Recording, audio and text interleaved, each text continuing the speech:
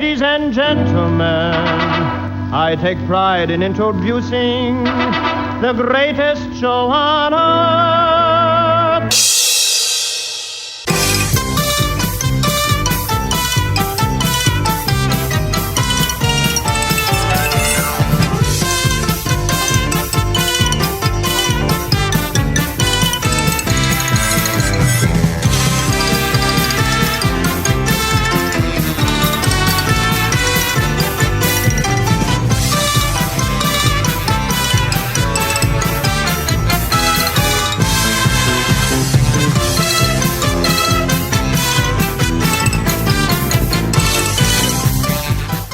Welcome to the Uncle Floyd podcast. My name is Scott Gordon.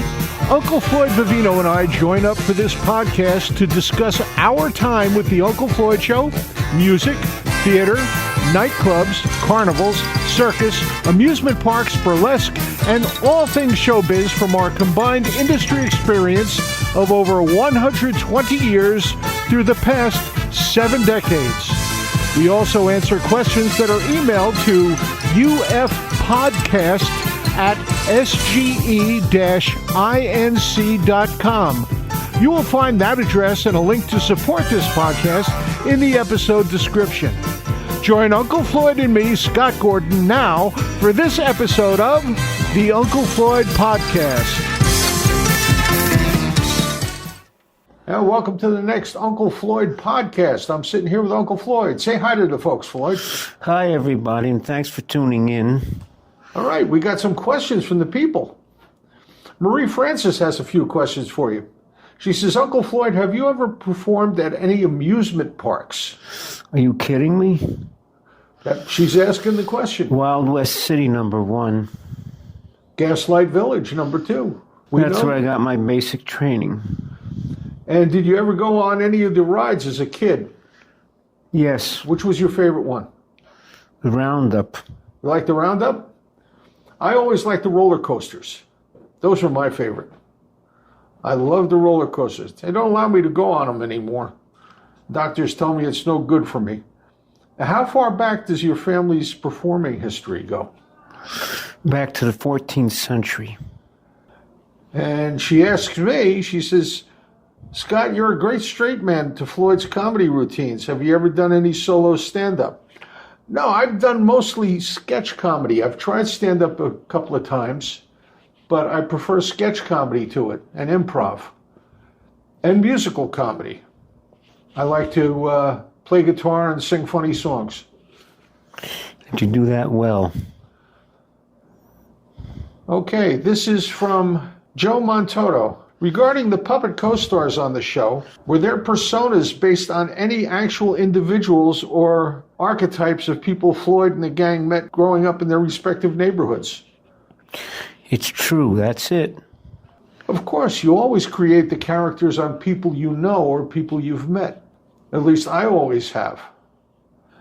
Michael Lepowski says, Hi, Floyd. My acting career consisted of mostly straight drama. When I did The Odd Couple, I found the audience laughter interfered with my timing. How did you continue performing while the audience was hysterical? Easily. I can say personally, for performing comedy, the audience sets the timing for you. They help. You use your timing to key to the audience that you want a response, and the audience responds to you, and you base your timing around that. Right. I think we all had a couple of little pieces of business that we used to do that would set the timing. If the audience was laughing, you scratch your head, or I would pull my beard to pause while the audience was laughing. And then just look at the audience, give them a funny look, and maybe get a second laugh out of them that way. That's right. From our good friend Susie Tannenbaum. My favorite. I was a devoted viewer during the WWHT days when there was no live audience. So I have a couple of questions about the NJN years where you invited viewers down to the studio.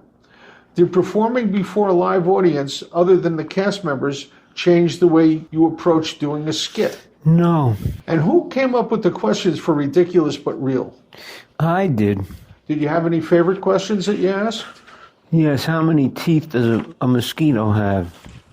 How many teeth a mosquito has? How many? 47. That's a very interesting fact. She also wants to know about props. You've told us that first someone from the cast would bring in a prop, then you come up with a storyline for a skit. What were your favorite props to use on the show? Julia's stepchild's oven. There were several of those. I think we trashed the Susie Homemaker sink that was the original oven. That got destroyed. Mm-hmm. And somebody built a wooden oven. Probably Elliot Shapiro. I would think that was right.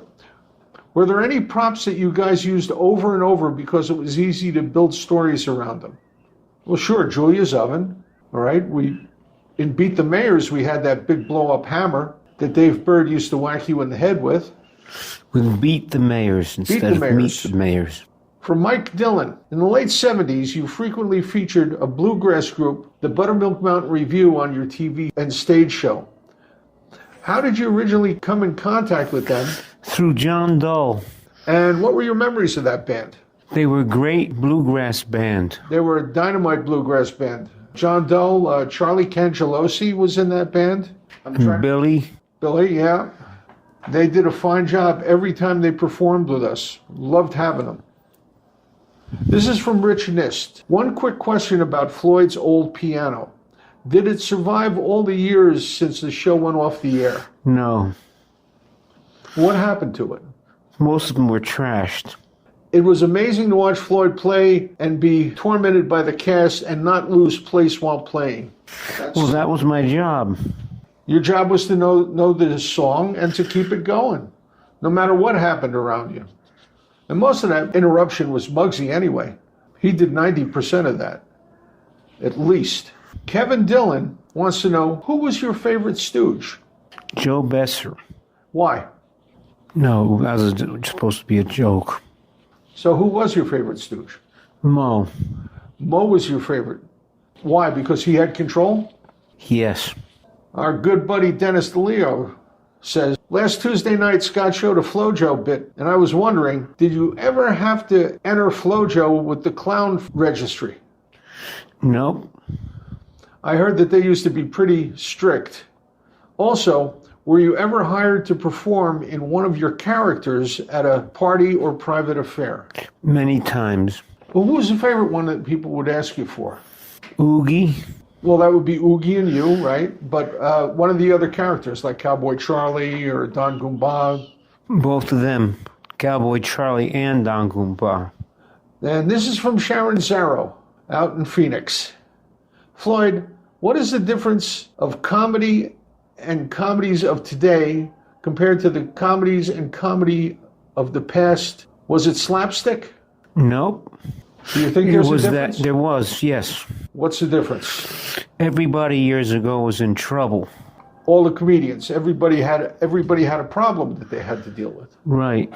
And the problem was overwhelming to most of the comedians in their act. Not us. Even the silent comedians. One guy you worked with in particular, Joe Jackson Jr. He was a tramp. He was a clown on a bicycle, correct? Right. They called him a tramp comic. And the bicycle kept falling apart, and he kept putting it back together as he was riding it. It was a brilliant act. I remember seeing his father do that on the Ed Sullivan Show, Joe Jackson Sr. Wonderful, wonderful physical routine. My favorite comedy is physical comedy. I find that to be my meat. You must have eaten a lot of meat in your day. I sure did. Now I just eat chicken and fish and turkey. I don't eat that much meat anymore. What are you, Mr. Health now? No, I found out that I get headaches from eating red meat. The doctors can't figure out why. All I know is if I eat red meat, I get a headache. So I don't eat it. Best way to avoid a headache is find out what causes it. And that's where divorce comes from. So, what else do you have to say to the folks out there, Floyd, before we leave them? Again, I stress to you all, thank you for finding us and passing the word about. The audience has grown.